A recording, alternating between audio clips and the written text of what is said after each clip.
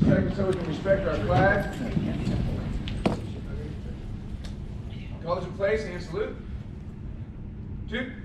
Thank you. Sit down. Thank you very much. Okay, guys, we're gonna go over meeting and agenda protocol. This is how you're gonna run a meeting. This is why you do what you do in a meeting. This is not Joe Maltese's idea of how to do it. It's not even Jim Wineland's idea. I know it says Jim Wineland on there. This actually comes out of the available sources that you have online at mylegion.org. So I would encourage all of you, if you have questions or you want to go further with this, make yourself, avail yourself of that, mylegion.org. Those of you that don't know me, my name is Joe Maltese. I think most of you know me, actually, I'm looking around. And I am the Assistant District Vice Chairman. I'm also the commander of my post. And I did start riders at my post a few years ago. Some of you were at the actual, our charter ceremony, and that was awesome. In any event, so today what we're gonna do is we're gonna try and, I'm gonna calm down for a second here because it's late and I can't run again. I hate starting like that, okay?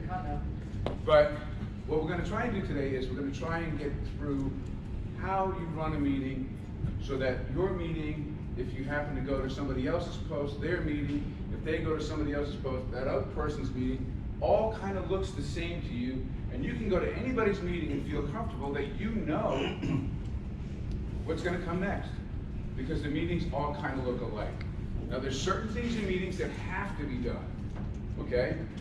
And I'm sure that everybody that does a good job with keeping to the rules of American Legion and keeping to the rules for a 501 situation all do the things that have to be done. Today we're going to show you the things that should be done, but there's certain things that have to be done. So can somebody give me an idea of something that has to be done at every meeting? MIA. Pledge allegiance. And a prayer. Okay, so let me ask the question in a different way. Something that has to be done at every meeting because you're a 501 corporation. Minutes. You have to have minutes from the last meeting, and you have to take minutes from this meeting. That's correct. Something else? Finance report. Finance report. Really and truly, guys, that's the only real legally required things you have to have at a meeting. Now, because we're in the American Legion has things that they want us to do at a meeting, and that's what we're going to talk about today as well, okay? So we're going to start off with, and you've all seen this before, I'm going to read it to you just one more time. Probably you'll hear it again tomorrow, and you'll hear it probably some more today as the classes go on. Promote motorcycle safety programs, provide a social atmosphere for members of the American Legion, auxiliary sons. You all know why we're riders, so I'm not going to spend a lot of time on this. But this last line here: organize and participate in charitable events such as helping veterans and their family. I think every single person that is in the riders, even if that's not why they joined originally, it's why they're still in the riders. Is that last sentence. And that's what makes me proud to be a rider. And they use the association to promote Legion programs. You know, when we're out there riding, we've got that big patch on our back. It says the American Legion, and we are a rolling billboard for all of our legions around the state and around the country, right? So that's a really important thing that we do. So now let's talk about what you guys do. I don't know. I know we don't have all directors in here, but you may want to be a director at some point. So this will help you. The duties of the director is to be the person that presides over the meetings. I'm going to say something now that you'll hear a couple of times throughout the session. The director is everybody's friend, except in the meeting, where he or she is nobody's friend. The director is everybody's friend, right? They wouldn't be the director if most of the people in the chapter didn't want to be the director, right? They were either ran for the position or they were voluntold, right? Because nobody else would run. I'm sorry? I thought, never mind, someone was the only one who volunteered us to do anything. Okay, but in any event, so the director is everybody's friend. But in a meeting, the director can't be anybody's friend. And here's why. Because when you preside over a meeting, your main job in that meeting is to make sure everybody in that meeting is heard. That's what your general member meeting is so everybody has a feeling that they are participating in the direction that your chapter is moving, right? Okay? Oh, by the way, let me just say this before we go any further. We're not gonna have questions at the end. By that time, I'll have forgot what I already said, okay? So if you have a question while I'm talking, stop me right there, we'll do a question. I'll get back on track, okay? We'll get it taken care of. Okay, so the thrust of this is how you're gonna put your meeting together and then how you're actually gonna work within your meeting, right? So the first thing you need in a meeting, just like the first thing you need in anything you do, is a plan. And what do we call the plan for a meeting? Agenda. An agenda, okay? I'm gonna recommend that you have 2 agendas for your meeting. 2 agendas.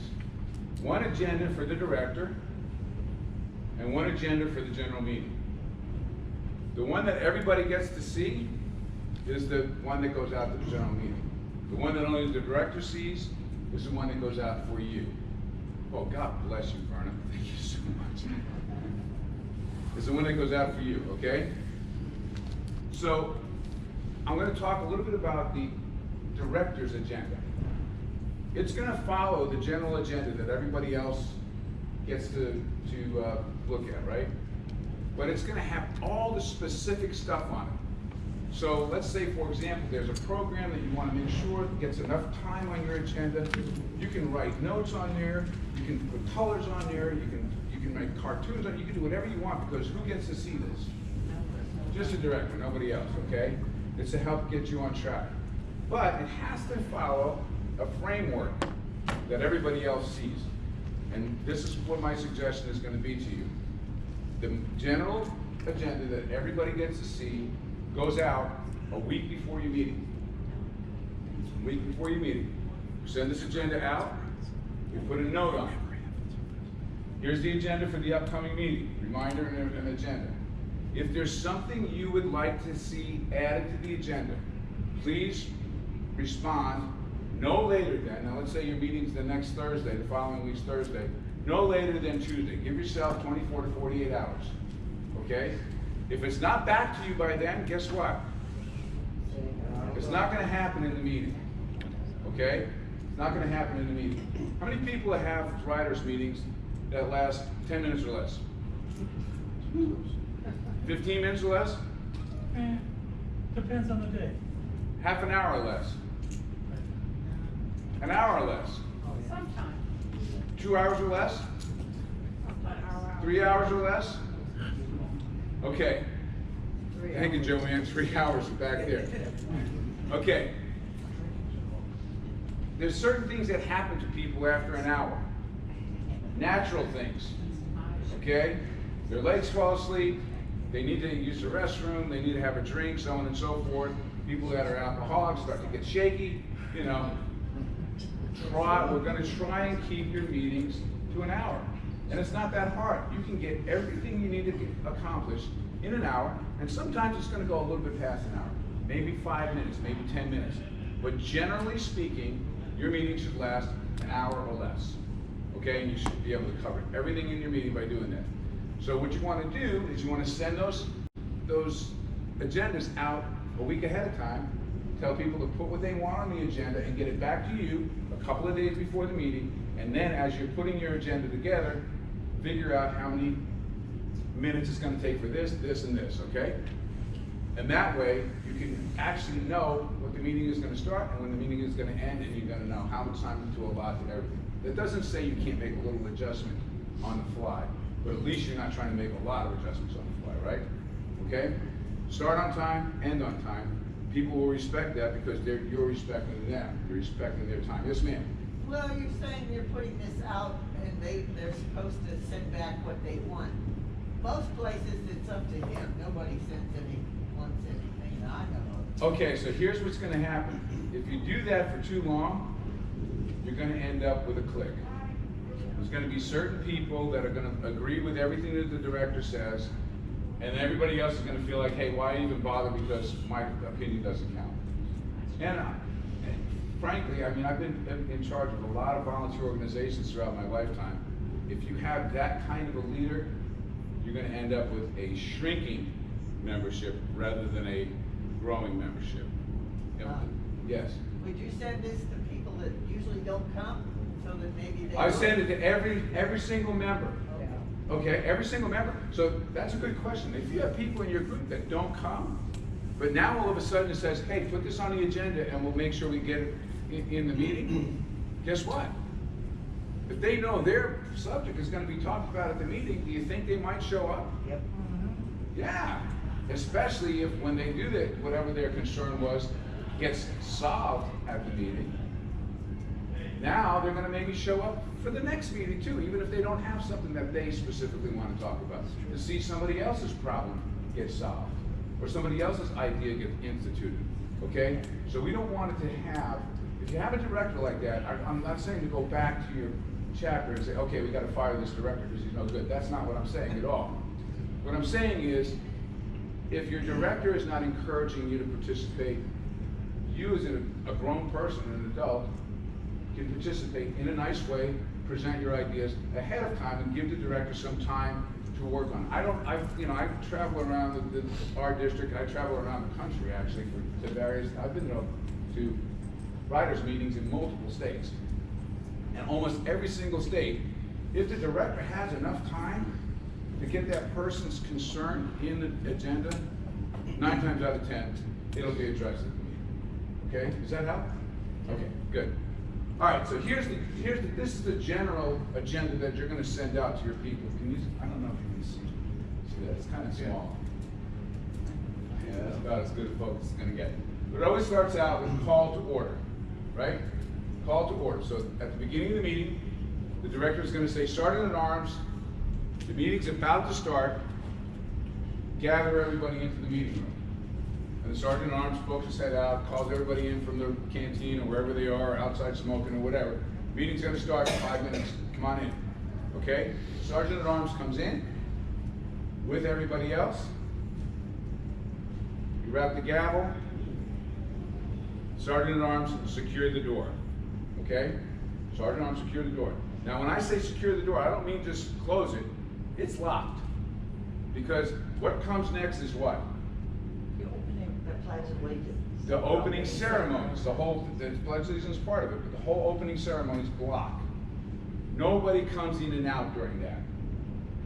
You're not having the door open and close during that, so that door is locked. If somebody's late, they have to wait until that's done, then the Sergeant at Arms can unlock the door again, and they can make their entrance in the room without disturbing the solemnity of the opening ceremonies, okay? And part of the thing we do as Legion people is we have, and when I say Legion people, I'm talking about the auxiliary and the Sons too, is we have some traditions to honor our fallen comrades, to respect our God and our country, right? That's part of what makes the Legion the Legion. So with that ceremony, we want to have some kind of solemnity there. We don't want to have the door opening and closing. So he locks the door, okay? If you don't have a door, you get a really big Sergeant at Arms and he stands in the doorway, okay?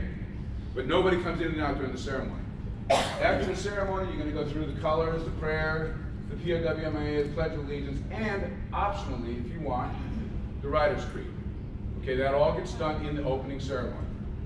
Just by show of hands, just for my own curiosity, how many people do the Writer's Creed at every meeting? Nobody. Okay, good. All right, roll call. Why did you say good? Yeah, why did you say that? Because No, it was my own. It was just my own curiosity. I don't even know if I've heard it. yeah, I agree. You've not heard the I Writer's didn't know there Creed? was one. I didn't know there was one either. Yes, ma'am. They could have, you take them and you, put the plastic over them and you have them there available so they will know what to say. Right. If anybody comes to one of our 372 meeting, you'll see the Writer's Creed, because they always do it. Our chapter does it. The Writer's Creed is published is in the state, the department, ALR writers thing. But if you put your name, I'm gonna hand out a piece of paper for each table in just a little while. If you put your name and your email address on it, I will send that to every email address that's on the back of that paper. I gotta collect those papers back anyway because I need them for the next class. Is So it just put short? Is it long? No, it's short. It's shorter than the preamble that we say for the Legion and for the Sons. It's short. But it's all about the riders. Okay, so it's like in your Legion meeting you would recite the preamble, in your Sons meeting you recite the preamble to the Constitution. This is just it's shorter than that, but it just says what you are as a rider. Okay, so I'll make sure every single person that puts their email on the back of those forms, I'll make sure every single one gets a copy of it. Okay, but it is available on the district ALR website. Not the district, the department ALR website. Okay? So, Riders Creed, the very next thing that happens is roll call. So, Comrade Adjutant, please call the roll. The Adjutant calls the roll, and the roll call is over, and the Adjutant says, we have a quorum. What happens if the Adjutant doesn't say that? It's the shortest meeting you ever had. You walk out. Done. You cannot have a meeting without a quorum. So how many people does it take to make a quorum? Depends upon your SOPs. It depends on what you number. I wanna say 3 or 5. You want to say 3 or 5? Anybody else? It depends on, 7? 7? Anybody else? Okay, so what's the minimum amount of people you can have in your Riders chapter to have a chapter? 5. 6. Okay? So if the number to have a quorum is 7, you're never going to have a meeting. Right. Okay? You see what I mean? Yeah. So if you have a chapter that has 400 riders, 7 is probably not a big enough number for a quorum. What is the idea of a quorum? Anybody know? Percentage. a clear, Majority. majority. Okay, so it's not necessarily a majority, but let me help you with it. Representation. Everybody's covered, everybody's represented. There you go. Both of you said the same thing. Very good. So this is how you figure out a quorum. When you're putting together your bylaws, right? Your SOPs, your bylaws, or whatever for your particular chapter, your members are going to decide what a quorum is. And the criteria they're going to use to decide what the quorum is how many people do they think they need to feel like they're represented when business is being conducted. Okay? If you have 10 people in your chapter, and your requirement for a quorum is 7, probably not going to have a quorum very often. Okay? Conversely, if you have 500 people in your chapter, and your quorum is 7, you don't have a quorum, you have a clique. Yes? So Joe, you're saying each chapter should define that in their SOPs. Absolutely. However, okay, got it. So our SOPs though for Florida, or for District 5 anyway, have been kind of handed to us. This is your SOP. I know we I can said the modify wrong these. thing, not the SOP, the standing rules. Standard. Okay, got it. Yeah, I said the wrong thing, I'm sorry. Yes, All right, I wasn't sure you're what that exactly right. The SOPs are standardized from the state. Yeah, Right. okay. Yes, Shelley? You have a question? No? Okay. I was just stretching. Okay, Question, though. so, yes, sir. What do you think we should base it on, like 25% of our membership? I can't make that determination for you. You know why? Because each membership is different. Some members feel like they can be well represented by X amount. Other memberships, because of the clickiness of their riders, may think that that needs to be a bigger percentage, so that they don't always get their ideas railroaded out. Okay? So I can't make that decision for you, and I can't even make a recommendation because I don't know your chapter. So based on your chapter, it's your members' decision to what they feel is a good representation, good enough representation to be able to conduct business on behalf of the chapter. Okay? Everybody good with that? My watch died yesterday, so I'm gonna have to use my clock on my phone. Yeah, I know, I kind of keep track of where I am when I'm talking. You're in the Amelia room right now. Just trying to help. Thanks, Chris. Okay. Okay, so after we have a quorum, so we're saying we got a quorum, so everything's okie dokie. So now it's time for us to start our meeting. First thing we do, we say Sergeant at Arms. Do we have any guests and any potential new members? No, Director. Okay, you can move past that. If he says yes, hopefully you will have gotten with the Sergeant at Arms ahead of time as he was signing everybody into the meeting, and you know what the guests, who the guests are, and what they want. Okay? Sergeant at Arms is going to say, yeah, we have so-and-so, I'll use Bob Susson's favorite person, Susie Cream Cheese here. She wants to talk to us about supporting XYZ. How much time does she need? 20 minutes. Ain't gonna happen. See if she can do it in 5. Okay? Remember, you're controlling how your meeting goes. That's the whole idea of the director in the meeting. He's not friends with anybody. Everybody gets the same shake. His best friends get to talk the same way his worst enemies get to talk. Okay? The whole idea of the meeting is to make sure everybody gets a chance to be heard and all of the required elements are completed. That's really the idea of the meeting. Okay? So you have a plan. After that, you have the potential new members. The very next thing that happens is what? Get those members out of the room, vote them in. You don't want to do the rest of the meeting until those guys are voted in. Why? Sit in the meeting. Because you want them to be able to vote. You want them to be, they can't vote until they're voted in, right? So get them out, vote on them. If they're not going to get voted in, have the assistant director go out and explain to them that, hey, you didn't make the cut. See you, thanks for your interest. If they did make the cut, bring them in. Now they're full members, everybody welcome them, and we move on with the meeting, and now they can vote. Yes, sir? Have you ever seen anybody not voted in? Yes. Yes. Oh, really? Yeah. Yes. But sometimes what you get is somebody that came from another post that was So like a transfer? not necessarily a voluntary transfer. Somebody that was removed from the other post and decides that they're going to come to your post and join your chapter. Okay, you don't want somebody else's problems. Sometimes it could have just been a personality conflict or whatever, but usually there's a reason. Yes, Amy? Yeah, but you're supposed to be a member in good standing, so if you get kicked out of your own post, you're not a member in good standing.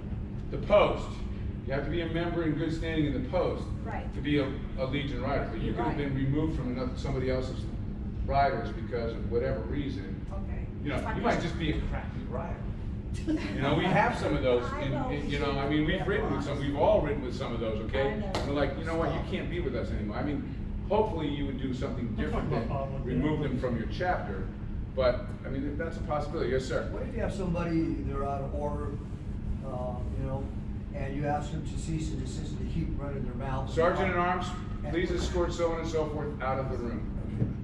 That's what your sergeant at arms is for. And that happened immediately. While I'm doing that, though, the guys are still running their mouth, and it actually caused problems that I wanted to prevent in the first place. If the sergeant at arms can't remove the guy, call the police. Well, I ran escorted myself. Sergeant at Arms was in the hospital. Okay, yeah.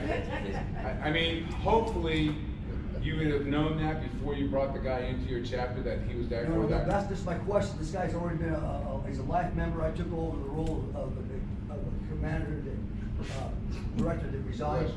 I assumed that responsibility, and this guy's cantankerous, and he's done it a couple times. Just last one, I have questions. I want him to remove my chapter because he continues to be of that clique.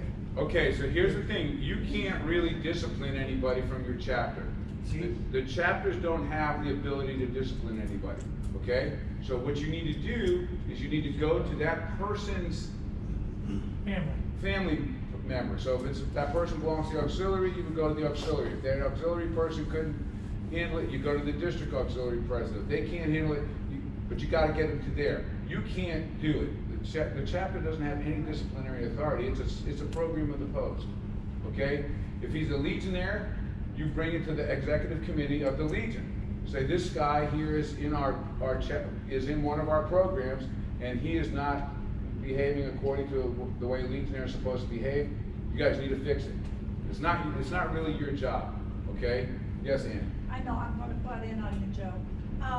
We had a problem with it in our district, as you know.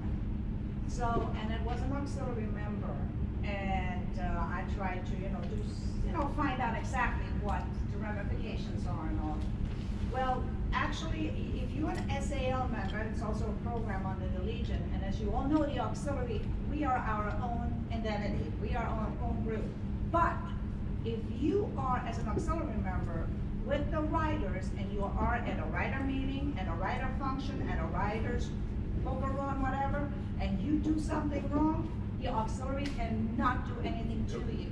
you are being brought in front of the American Legion because you are falling, that's the way it was No, you explained to can't, me. no, the American Legion has no say over an auxiliary member. Yeah, but that's different because you are representing now the ALR, that's what I was Okay, told. so if it's That's an, what I was okay, told. so if it's an auxiliary member, this is what you can do if it's an auxiliary member. Remember, the auxiliary members are guests of the Legion. That's right. You can just say, look, you're no longer welcome here. Mhm. Okay?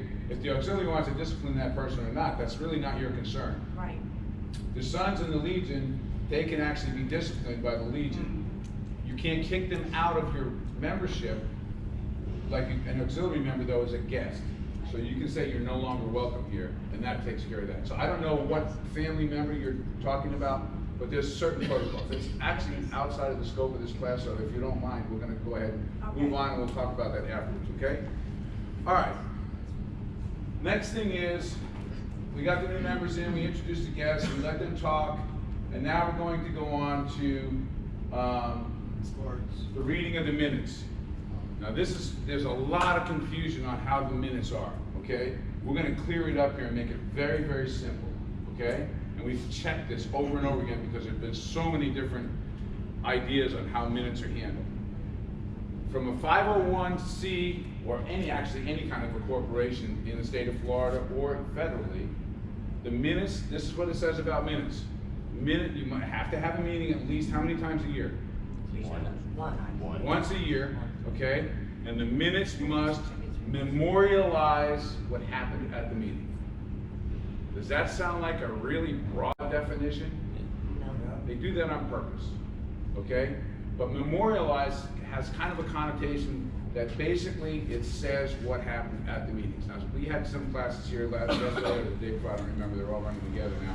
Where somebody, oh, well, we record our meetings and we use that for the minutes. You can't do that, okay? That doesn't work. First of all, it has to be documented. Second of all, if you want to try and record a meeting, while you're in the meeting, looking at everybody's faces, watching what's going on, things kind of make sense to you. If you want to look at that on a recording, you're not going to know what's going to happen, when it's going to happen, where it's going to happen, okay? There's no way for somebody to easily figure out what happened at that meeting. Hold on just a second, Heath, before you But on the yes, flip Chris. side, we do this, you can record the meeting And then that transcribe in it. the minutes. That's correct. That's fine. You can do that, but you can't have the recording as your minutes. Yes, sir. What about a video recording? Doesn't matter. And then at least one time a year, have written minutes. That would I'm take- sorry, I didn't catch. We'll record every meeting, Yeah? video, so you can see picture, faces and all that. At least once a year, like maybe at the beginning of the year, we actually have written meetings. No. You're making it way too difficult. Okay. You're only required to have one meeting a year, Right. and you have minutes from that meeting. But if you have more than one meeting, you have to have minutes for every single meeting. Okay? Yes? Yeah. It's hard to disseminate information to people that haven't been there to make them watch a hour video where they can encapsulate the right word. Okay, so I'm gonna hand out something for you that's gonna help you with this, okay? And I'm gonna ask you to return these to me, and if you want the Writer's Creed or this, and this is actually available on the Summit as a handout, so you can download it yourself, but if you want, I'll go ahead and email it to you. I'm just gonna put one on each table, because I don't have a lot, because every time I tell people to give them back, they just do. So as the classes go on, we get less and less. But what these are, like I said, anybody that wants to put your email on the back of it, I will email you this and the Writer's Creed. And you guys share it somehow, okay? There's only one I have that. Okay, so what is this? This is a template. Now, if you look at this, it kind of mirrors the agenda, right? If you look down on there, the first thing it says on your sheet is opening ceremony, right? The next thing it says is roll call. Now, this is a very, very handy sheet for you to have. Why? Why is this so handy? You have a guideline as to how to set it up. Right, and your adjutant is not constantly going, okay, where are we now, where are we now, where are we now? Everything that has to be recorded in a meeting, which is everything that's on the agenda, is available on this sheet, right? Yes, sir? Do they have to be posted online, or can they be just read? We're gonna get to that in just a second, okay? So now we have everything on this sheet is gonna mimic the agenda. The agenda should be pretty standard. There's gonna be changes on what's under new business, what's under old business, and so on and so forth. But it's still gonna track the same general way, right? Okay, when you go through your agenda. And the minutes template is gonna track the agenda as well. So everybody knows where everybody's at. What's gonna happen is, you're gonna have a day when your adjutant can't make the meeting. So what do you do that day? Just don't do minutes? No, you just get somebody else to come up, you hand them the template, and they just scratch it in there, and then when the adjutant's available again, you give it back to the adjutant. The adjutant can go ahead and transcribe the minutes and do it, you know, the way the minutes normally are, okay?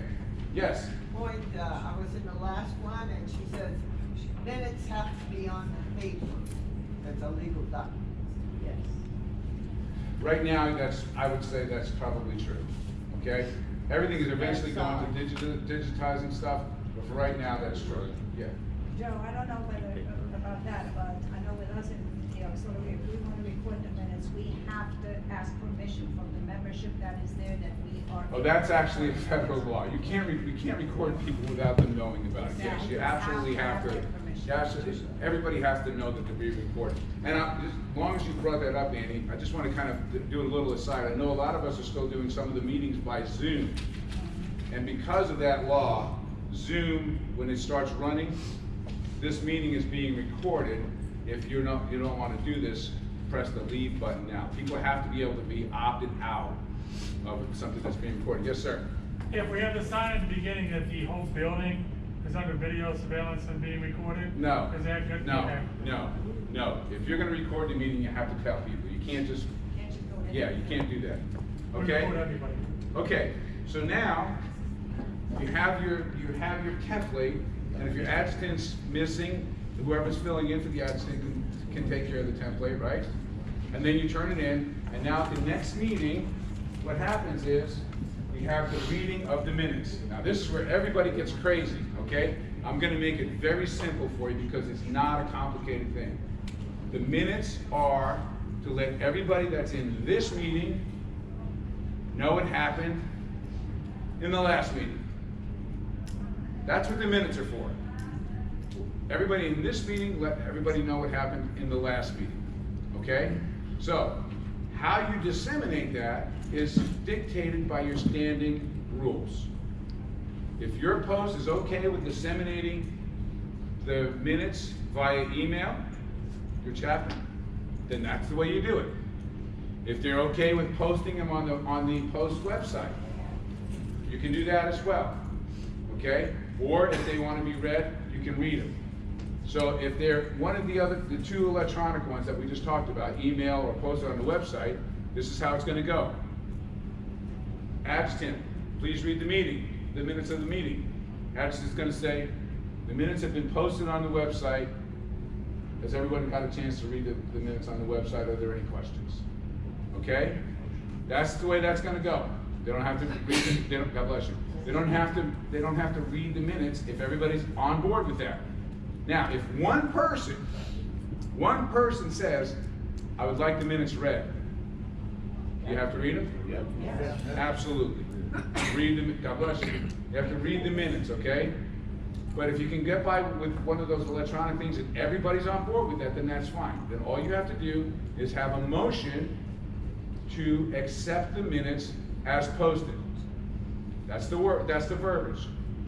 And as the director, you can't make a motion, but you can say, I'll entertain a motion to accept the minutes as posted. And what's gonna happen from the floor? Second. Nope. No, they ain't gonna make a motion. Somebody's gotta make the motion. So somebody says, so moved. So now the adjutant is writing down, that's the person that made the motion to accept, not the director. The director's not allowed to make a motion. Okay? So moved, and then we have to have a second. Now we're gonna get into that whole protocol there in just a second.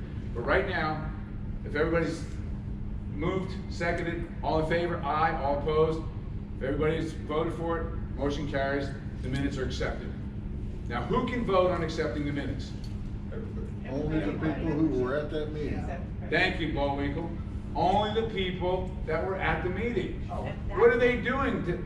The meeting that the minutes refer to, right? You're accepting the minutes saying, yep, I was there, and that's a pretty good representation of what happened.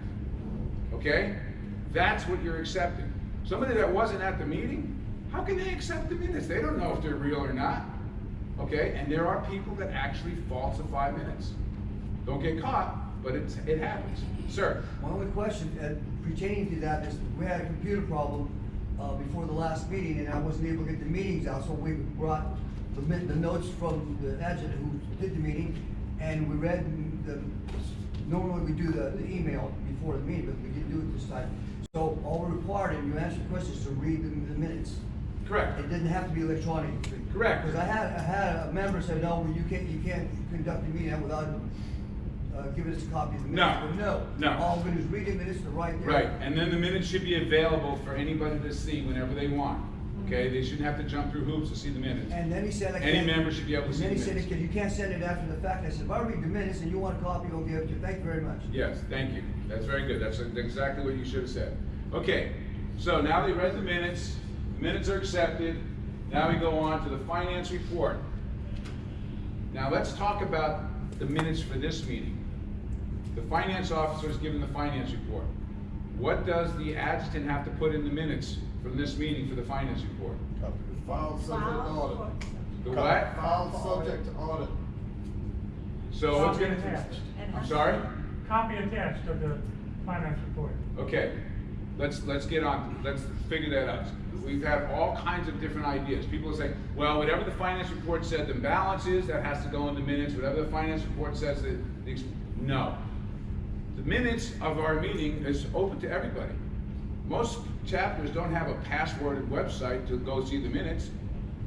The guy from the local paper can come in and look at our minutes and see what went on, okay? They don't need to know what the financial situation is of the Post. That's not something that needs to go out to the public. But from a regulatory standpoint, the finance report should be attached to the minutes when you keep your required documents, right? And the finance report should be available to any member upon request. Any member, okay? If somebody comes around that's not part of your organization and says, I want a copy of your finance reports, okay, where's your warrant? Yes. All right?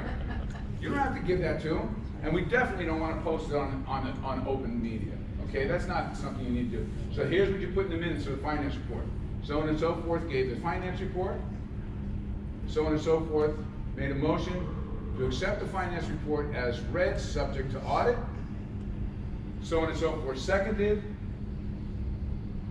vote, motion carried, finance report accepted. Yes? Would you have that open only to members of that family or to anybody at the Post? No. Like if it's a writer or auxiliary can ask for it? No. Okay. That's outside the scope of this class. You're in the finance officers and so on and so forth. But here's the thing.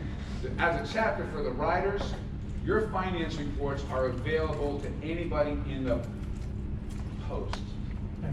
Just your. In the Post, because you know why? The Post finance officer is on the account. Okay? So they're responsible for it. You're a program of the Post. You can't just be the wild. If the commander wants to come in and take all your money, I'm not saying he should, but legally he can.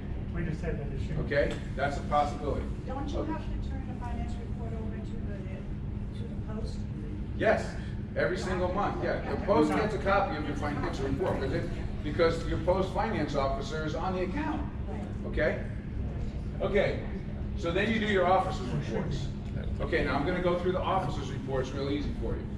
What has to be in an officer report? How long should an officer report be? What do you think? How long should each officer's report be? 5 minutes.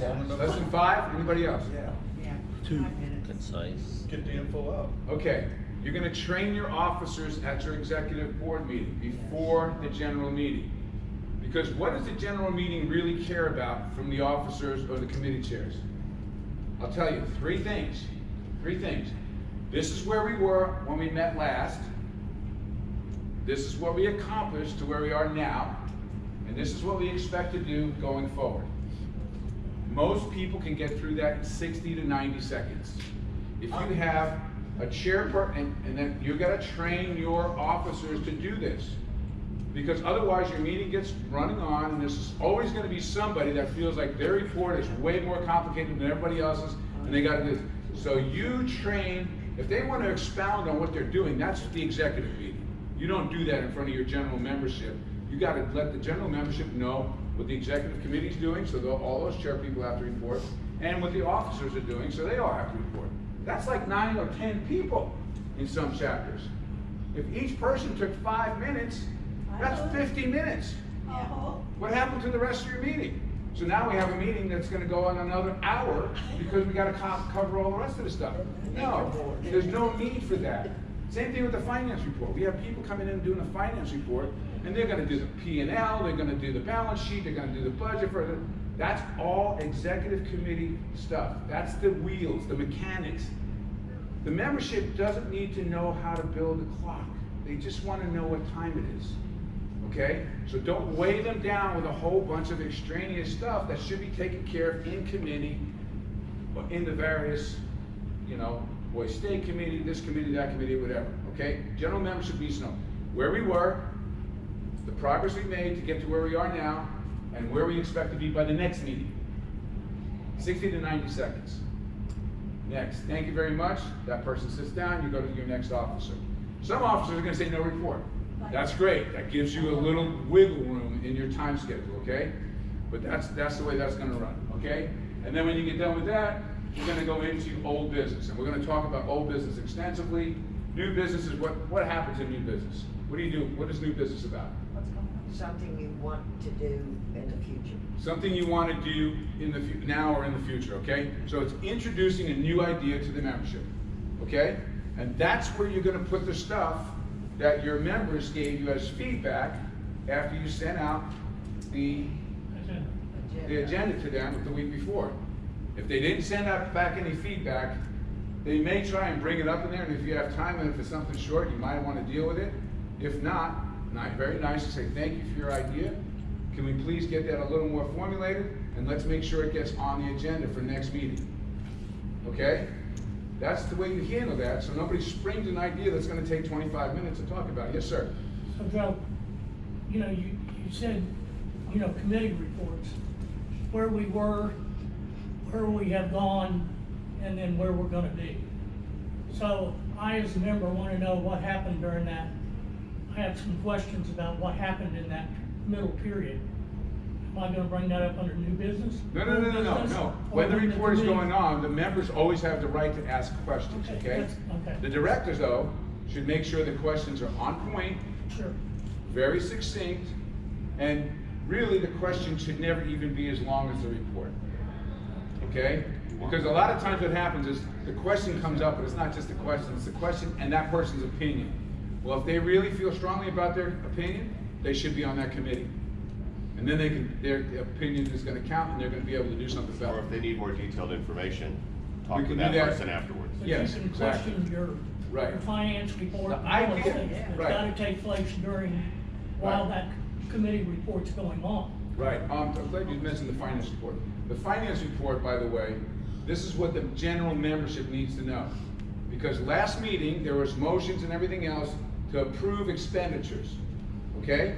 So, the finance officer, this is what he has to tell the general membership. I'm not saying this is the report that's gonna be stapled to the agenda for the file. This is what he tells the general membership, because this is what they're interested in.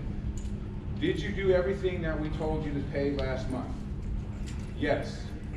How much money do we have right now? And do we have enough money to pay the stuff we're gonna tell you to pay for next month? That's it. So here's our balance at the beginning of the period.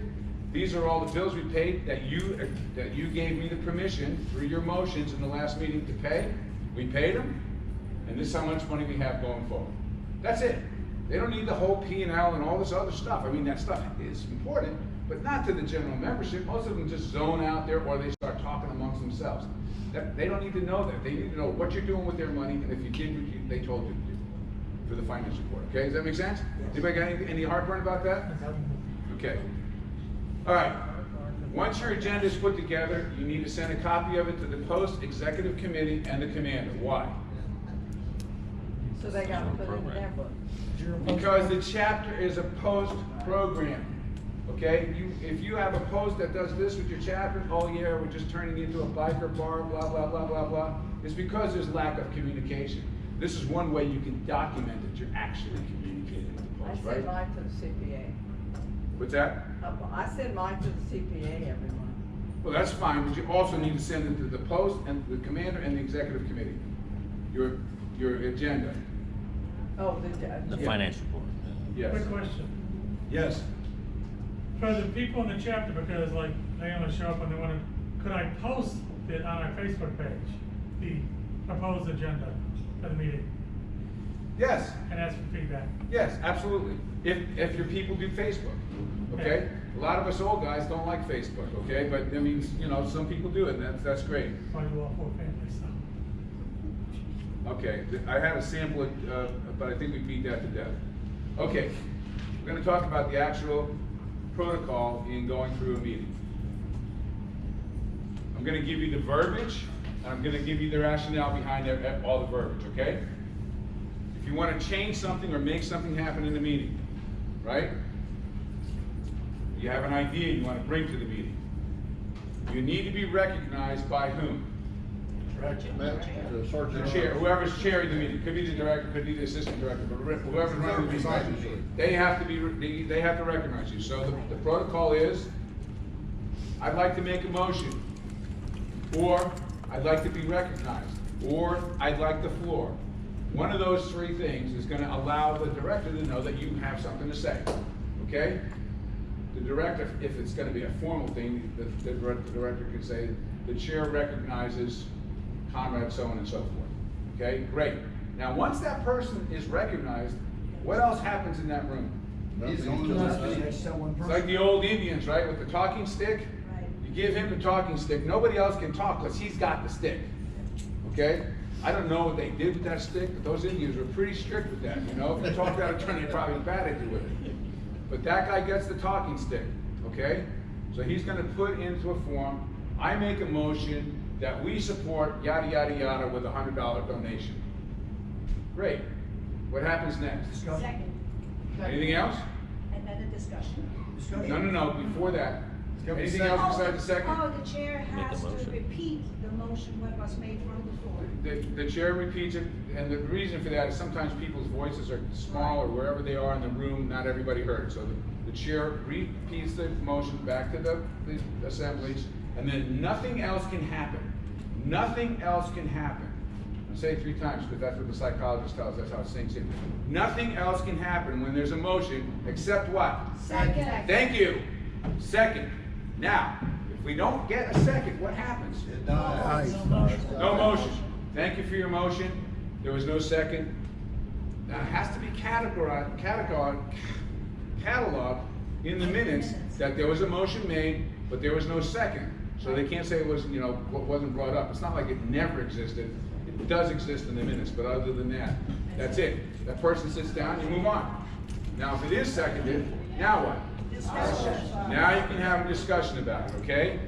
And let's say during the discussion, somebody comes up with a better idea. And the guy that made the motion thinks it's a better idea. What can that guy do? Rescind. No? Rescind If the he thinks the other guy, yes. If he thinks the other guy's idea is better, he's gonna rescind the motion, right? And the other guy's gonna make a motion.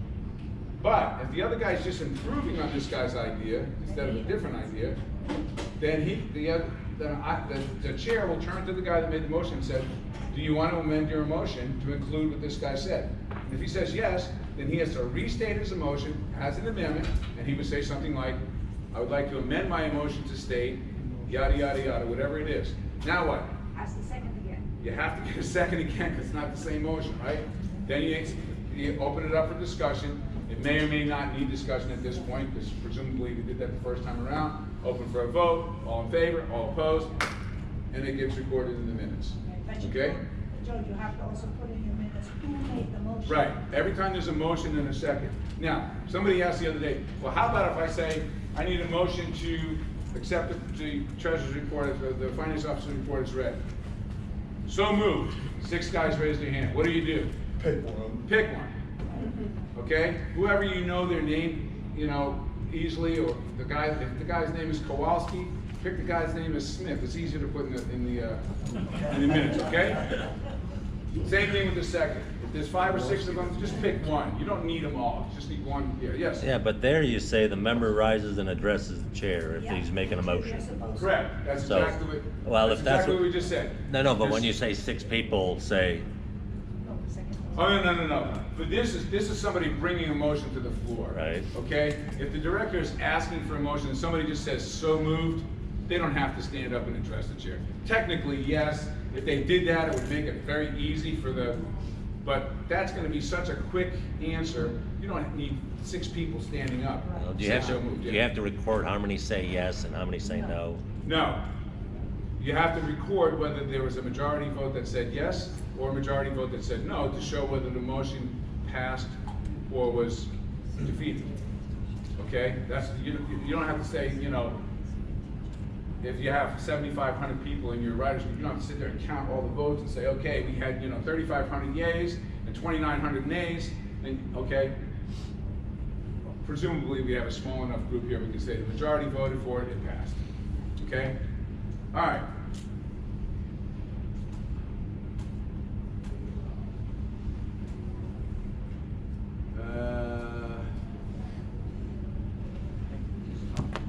Yeah, we did talk about all that stuff. Seconds. Okay, so this is the takeaway for this particular segment. Okay, if there is a motion on the floor, there's only one thing that can happen. What is it? Second.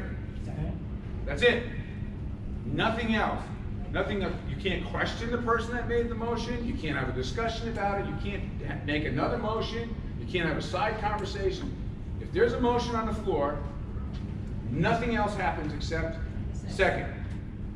And then you can call for discussion. But if there's a motion on the floor, that takes precedence over everything. Now, the next thing we're going to talk about is tabling a motion. This is like the nuclear solution. You don't want to table a motion if you can help it. Okay? Some people use this as a way of not addressing the motion. Okay? Because they don't want to talk about it. Don't do that. Because here's why. When you table a motion, it goes into old business for the next meeting. What's the first thing you have to do in that next meeting before you do any new business, anything else? You've got to either fix that table, the motion, or get rid of it, right? Now, there's certain times where you're going to table a motion. I'll give you some good examples, but it should be something like this. It's not a frivolous action, right? You're in the middle of a motion, you're discussing it, blah, blah, blah, and all of a sudden, Rick Johnson walks in on his pass through your district and he wants you to say a couple of words to the troops, okay? Can we table this motion until next meeting so that our department chair, our department commander can speak to us? Everybody says yes, okay, fine, you table the motion.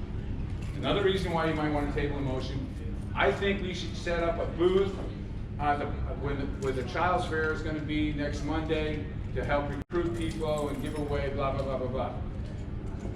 Somebody says second. Okay, that's great. Somebody else says, is there a legal problem with that? Do we have to get a permit? If the person that made the motion hasn't already done all that legwork and knows the answers to those, you have to table the motion. You can't vote on it yes or no because you don't have all the information you need. So then what happens is you need to go back and get that information, and then at the next meeting, you know that motion's tabled. Now sometimes it can go past the next meeting if it's something that you have to go through a lot of red tape through to get. But 9 times out of 10, you can take care of it at the next meeting, okay? Any questions on that? Okay. We're just gonna run through a meeting now in 10 minutes. Oh, Joe, one Yes. more thing, I'm sorry. Actually, we have 6 minutes. Go ahead. On that motion, just back to about the commander or the director has to read the fact that the motion was floor, was seconded, and was agreed on to spend $100 for blows. And don't they have to read that back to the General Assembly, the whole thing? As long as the motion has been communicated exactly as it was communicated to the Assembly, yes. The Assembly has to hear the entire motion. Okay? And then once that's done, and it's in the minutes, you're all set. Yeah, you're good. Thank you. Okay, so here's the meeting in 6 minutes. Okay? One rap of the gavel. be seated. Everybody sits down. Sergeant at Arms, secure the meeting hall. Remember I said lock the doors. Nobody walks in or out because we're going to start the ceremonies, right? 3 raps, everybody stands up, right? First thing you do, nation's colors in place, and salute, okay? Respect the flag. Next thing we do, what? Uncover, because for God and country. It's always easy to remember those two together. You always say for God and country. So the flag is a country, God is the next thing. So the chaplain is going to give a prayer, and you stay uncovered now, all the way through the Pledge of Allegiance. Okay, the chaplain will give a prayer, and then we're going to do the MIA POW. How many people do the MIA POW at all their chapter meetings? Good. Very good. Okay, very good. The resolution that calls for that says that all official functions of the American Legion. Okay, that's why when we did the opening ceremony for this meeting that we're having right now, we did the POW MIA. And this afternoon, when they close it, we're going to do the POW MIA retrieval, okay? Because that's required by that resolution, Resolution 288 from the 67th National Convention. Okay, uncover. There's the resolution. Now, I will tell you, this has been shortened a little bit, okay? You don't have to say Resolution 288, the 67th National Convention, so on and so forth. It just starts from there, and you just read that through. While you're reading that, the Sergeant at Arms is coming up, placing the drape, doing the salute. He does a facing move, some kind of facing move, either a right face, left face, about face, whatever. Once the facing move is over, wherever he lands up or she lands up, you say the Pledge of Allegiance. Sergeant at Arms, please lead us in the Pledge of Allegiance. Okay? Once the Pledge of Allegiance is done, cover. Okay? And then you can optionally do the, what is it? The Rider's Creed. The Rider's Creed, thank you. Sergeant at Arms introduces the guest and so on and so forth. Nominations, I just put this in here for one reason.